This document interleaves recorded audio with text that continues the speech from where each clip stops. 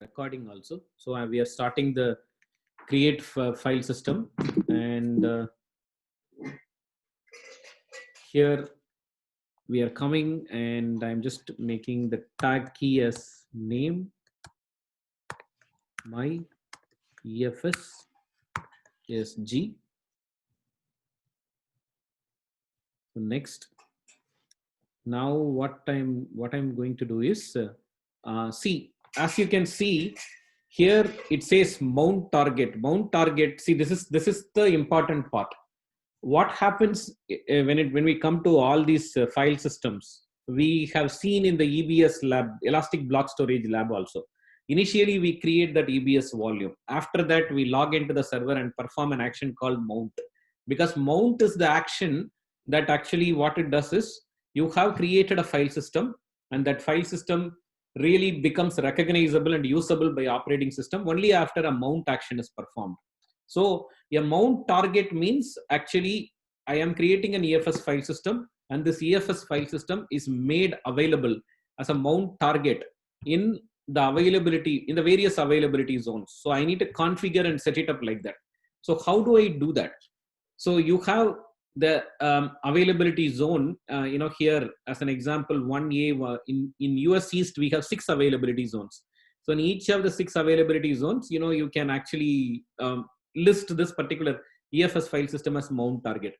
For me, for the ease of use, I'm not really going to choose for every um, region. I will just keep 3 region, 1A, 1B, and 1C. So here I will choose that my EFS security group.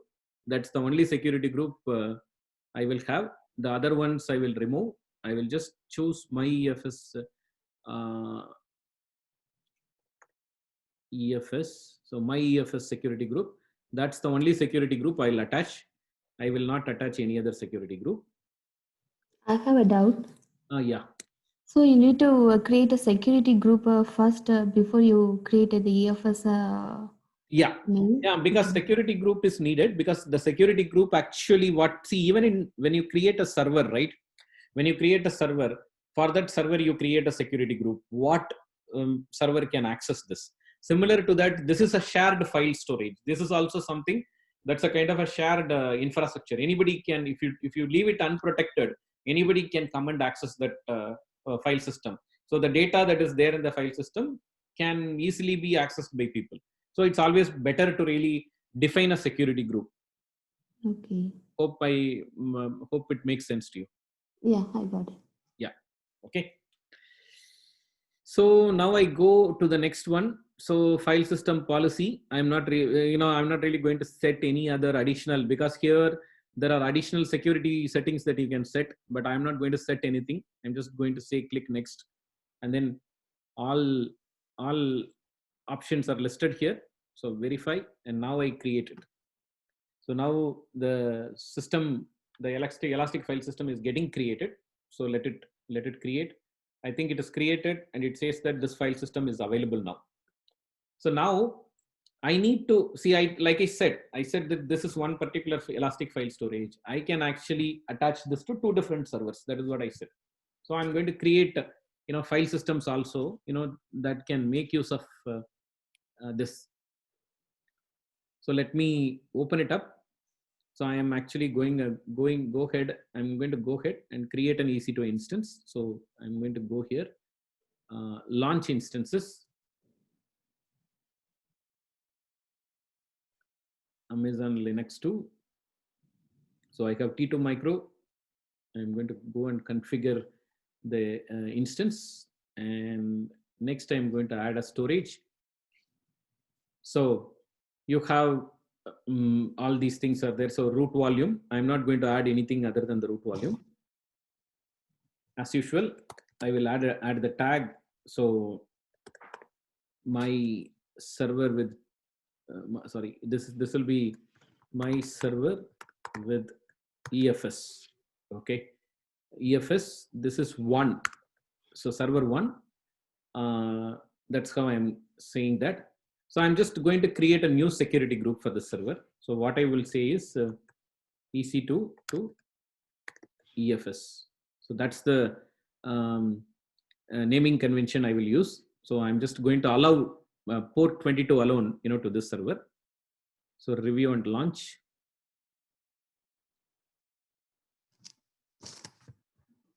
So I'm using my standard key pair and I'm launching my instances. So the instances are now launching, right? So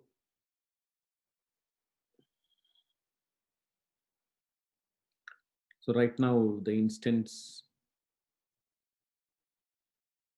okay, while it is creating the instance, I can actually launch my second instance also, because from 2 instances I need to get it. So I'm just going to go and with add storage, add tags.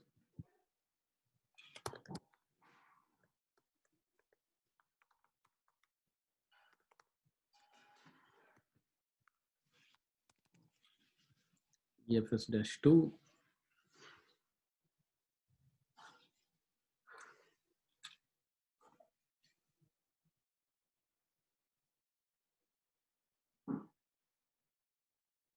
So it came, and now launch my lab keeper, then launch instances.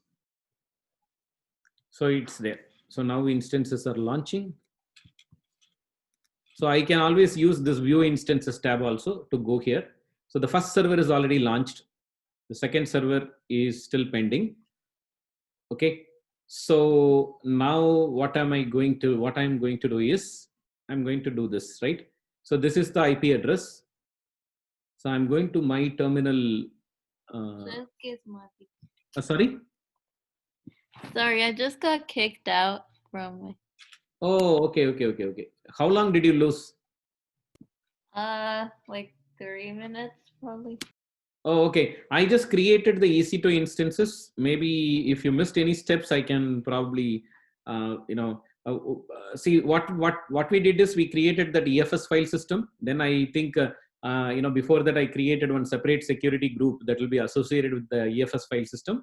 Now I created, 2 EC2 instances, because like I said, the EFS file system need to be shared between 2 instances. That is what I'm going to show right now. Okay. So the first EC2 instance, I'm actually, trying to log into that EC2 instance. So that's what I was planning to do. Okay. So I am going to close this, because I'm going to go to the right folder. So I'm going to go to documents and my cloud training. I'm going to go services, new terminal at folder. I'm going to open another terminal also, because I'm going to show both the sessions side by side. So this will be one.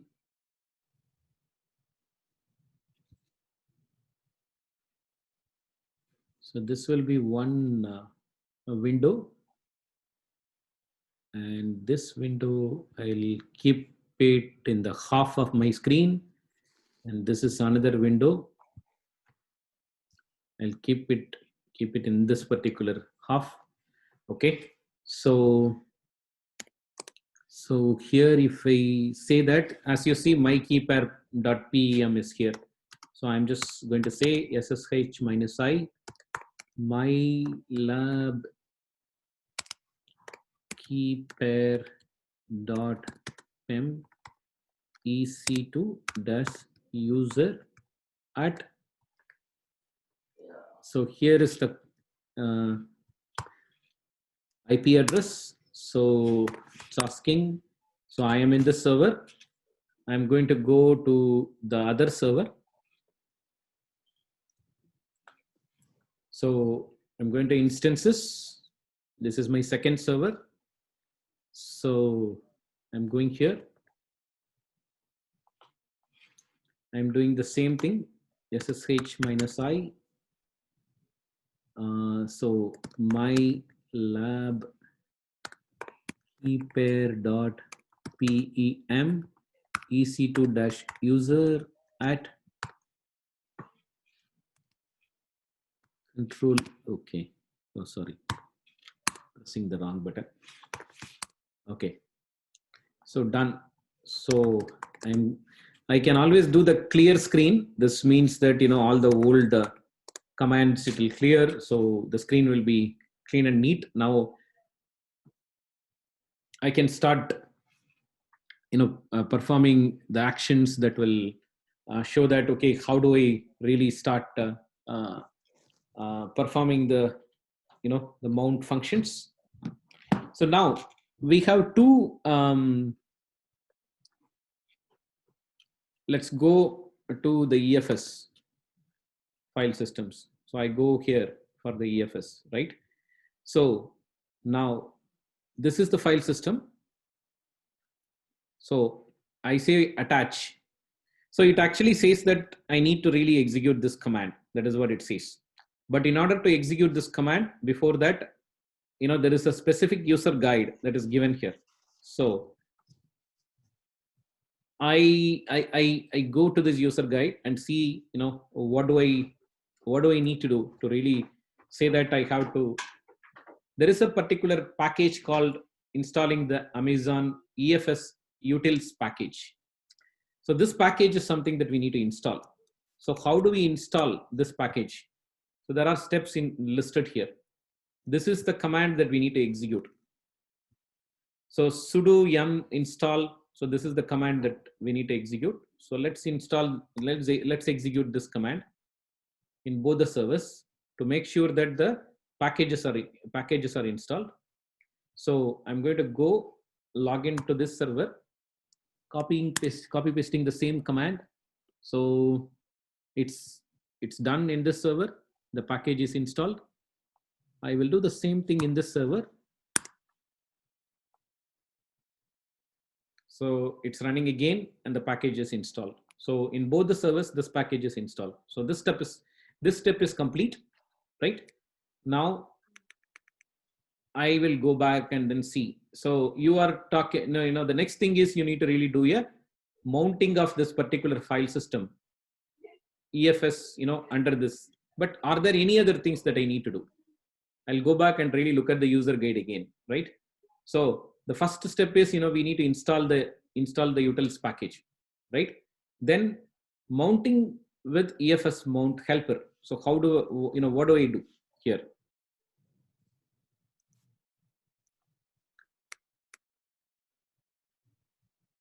So this is the command that we need to, mount. To mount our file system, this is the command that we need to run. But when we have to really, run this particular command, by that time, you need to really have, so especially this is the specific file system name, then this is the mount command that we have. Then we have to really make sure that the EFS is mounted, in this particular directory. That is what, we would need to do. So let's go back and then this particular command is already, listed here, right? So I'm just going to copy this and go and try executing this command. So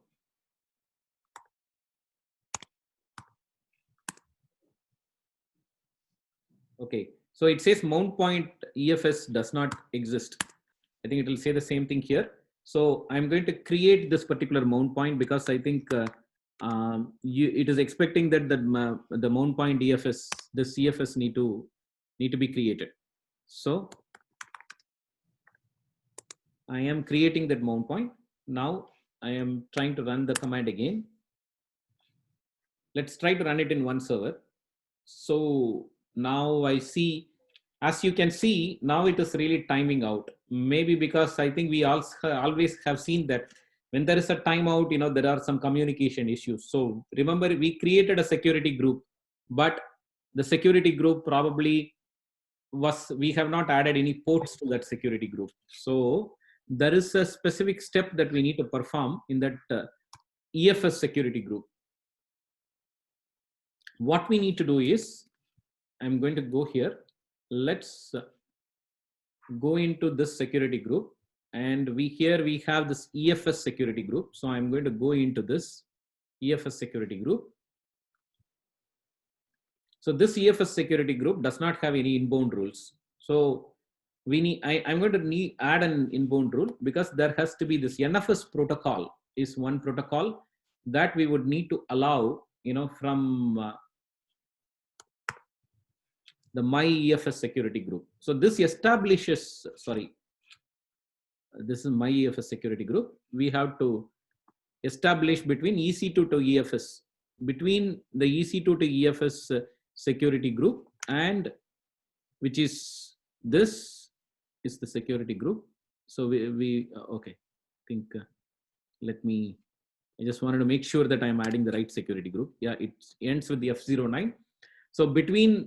So what happens is, between my EFS security group, which is the EFS file system, and the EC2 instance, to which that EC2 to EFS security group port 22 is attached, we are establishing a connection between the EC2 instance and the EFS file system for the NFS protocol, because NFS is the file system. That protocol is the enabler, network file system, whereas Amazon's version is the Elastic file system. But that NFS is the protocol that allows the access of that particular file system to the two different servers that we created. So I need to really do this. So I am saving these rules now. So now in the inbound rule, we are seeing that there is a kind of a NFS communication that gets allowed. So now we are going to go and try our command again, because we have really created this file system now. So now the file system is created. We have allowed the security also. Let's see if this creates, it really, the command happens successfully. Let us see. Let's wait and see. Okay. So let's see. So the file system is created here. Let's see if the same file system, same command, now if it runs successfully in this server. Excuse me, because now it's running because of the because you edit the type NFS. Yes. NFS is a network file system. It is see, what happens is, in Linux, these two are Linux servers. So okay, I think there is some problem here. Maybe I did something wrong in the second file system. Okay, I think your question is valid. See, what happens is, when you see, this is what happens, right? When you in the EFS security group, when we created the Elastic file system, we created a security group, correct? EFS security group. So that EFS security group, what we have done is, we initially have not really allowed any inbound rules, which means that no traffic is allowed. Now we are saying NFS traffic is allowed, because NFS is the protocol through which this particular file system communicates to outside world. Okay.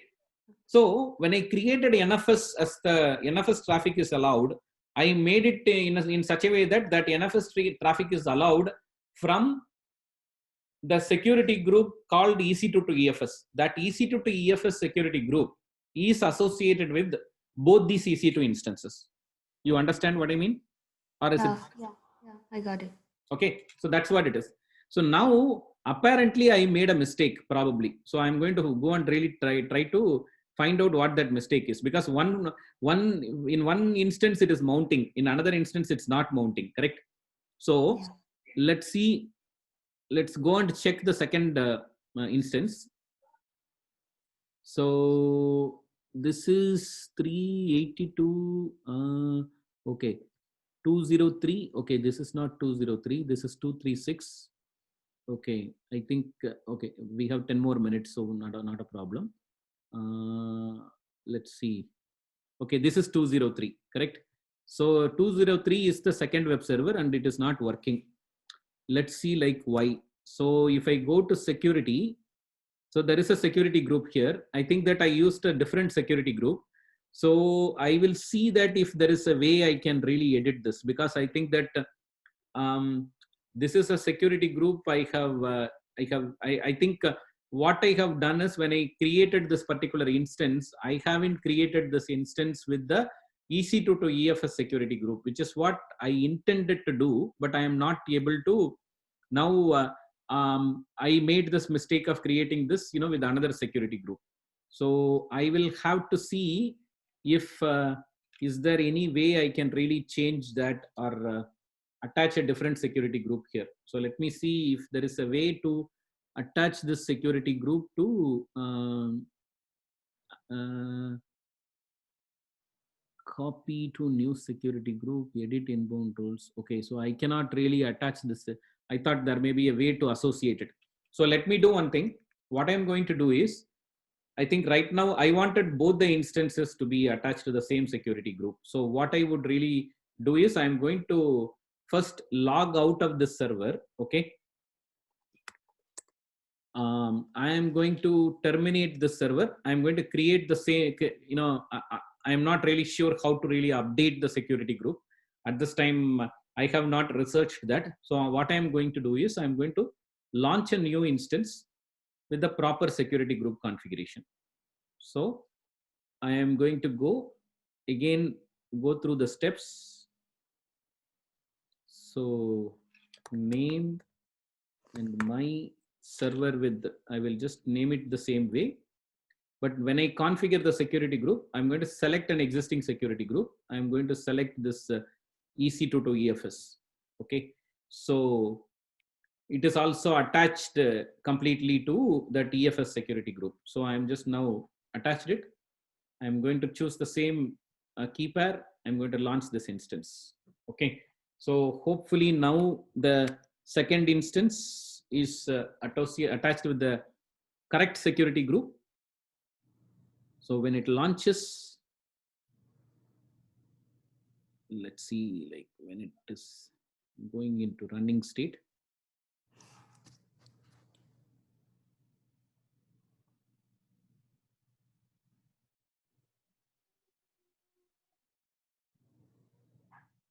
Okay, I think it is running now.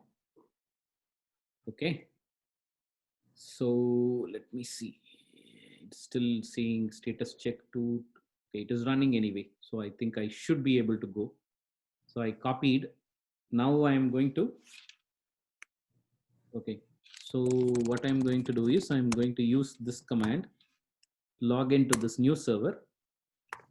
See, in one way, this is what it is. In cloud, if we make a mistake, we can very quickly, recover from things. That is the flexibility that cloud offers. Okay. So since we have really done the same set of commands like previous, right? So I first need to really install this utility. So that's the first step I'm going to do. So this is installed. Now I'm going to make since we have to repeat all the commands, I'm going to make this directory. Now the security group should be attached properly. So I'm going to go and run this command again. Let's see now if it gets mounted. It is mounted. So when I say ls, I see EFS, right? ls EFS. So this particular directory, this EFS directory is seen on both the servers. Okay. So now I am doing a list directory. As you can see, there is nothing. You see here, there is nothing, right? Now what I am going to do, there is one command, touch.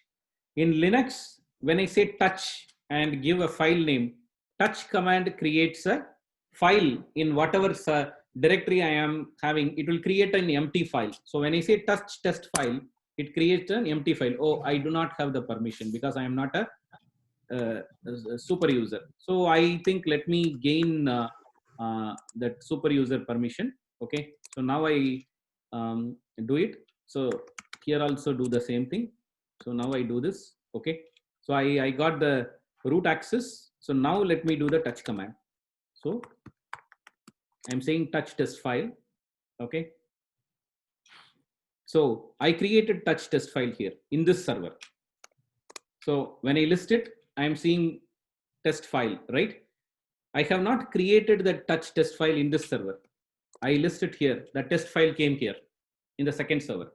Do you see that it's the same drive mounted between both the servers? So a file I created in server 1, you are able to see that file in server 2, right? Now, in this server, what I am going to do, see, there is a command which will list the contents of test file, this particular file, cat. If I say cat test file, I see nothing, okay? So now I'm just going to say, I'm going to add a particular line into this. So add line 1 in EFS shared file. And I run this, when I type this command and put greater than symbol and give it to this test file, it gets written into this test file. Now I do a cat test file, this line is coming here, right? I run the same command here in this server, you see that line got inserted here, okay? So now I'm going to do another thing, the same thing. Whatever line I had here, so there is one way to append. See, when you say greater than symbol, it is actually will be overwriting. If I put 2 greater than symbol, it will append at the end of the file. So I am saying that line 1 is this. So I'm just going to say line 2. Okay. So this line 2 I appended here. Now I run the cat test file again. You see line 1 in EFS shared file, line 2 in EFS shared file. So whatever I update in one server, that can be seen in the other server also. You understand what I mean, right? So we have a excuse me, what is that 2 greater than symbols? 2 greater than symbol means in the file I am appending, which means that I am adding at the end. See, right now there are 2 lines in this file, right? Okay. Now if I execute this 1 greater than symbol, it will overwrite this. See, now I can put cat test file, I have only 1 line. Okay. Okay, got it. Okay, but if I put 2 greater than symbol, then it will add to that particular file. It will add 1 more line. Okay. Okay, it will not overwrite that line 1, but after line 1, it will write line 2. Okay. I mean, this is anyway the command line operating system. Nowadays, we can just go ahead, edit a file, and put the enter key and write at the end of the file. But this is Linux is still a command line operating system, but Linux is still used mostly in the web server and other things more than Windows. Linux still works. So I think that this is why it's basically used in the industrial world, and these commands are something that we may use, we may not use, but it is good to know because we are trying to really do this experiment. I'm adding 1 line here, 1 line here, then how does it work? That's all. Okay. So I think any questions, because right now less than a minute, this particular session is going to end, and we would need to now rejoin the session. But I think let's rejoin the session. I'm going to stop sharing. I'm going to stop the recording also. So we can rejoin. Okay. I think it will take probably a minute for the recording to save. So we'll join in some 2-3 minutes. Okay. Okay.